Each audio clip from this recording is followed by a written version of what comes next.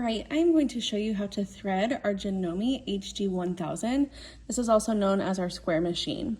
So what we're going to do is we're going to take our spool of thread, and back here, after you have already learned your machine parts, you know that these are vertical spool pins. So I don't care which one you sit it on, as long as it's one of the plastic ones and not our bobbin winder. Okay, so I'm gonna take my spool of thread and I'm gonna sit it on my vertical spool pin. From now, this machine works from the outside in. And the most important thing is that we stay within our guides and our threads never cross. They should always be parallel to each other. So the first thing I'm gonna do is I'm gonna pull my thread across the top of my machine.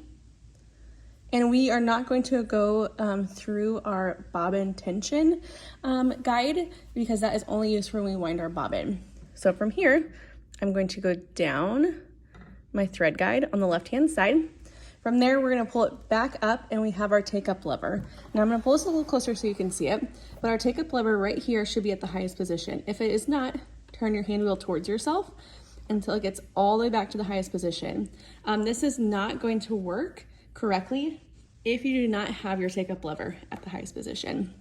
So I've already gone down my left guide and we're gonna go back up the right-hand side. Now, as I come back up, like I said, we wanna work from the outside in. So I'm gonna take it from the left to the right, and we wanna make sure that it does get hooked in place.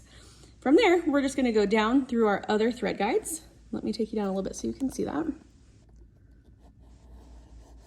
So we have two additional thread guides.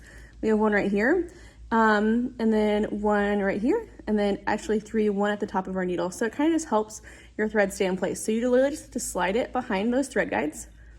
There's one here at the top of the needle.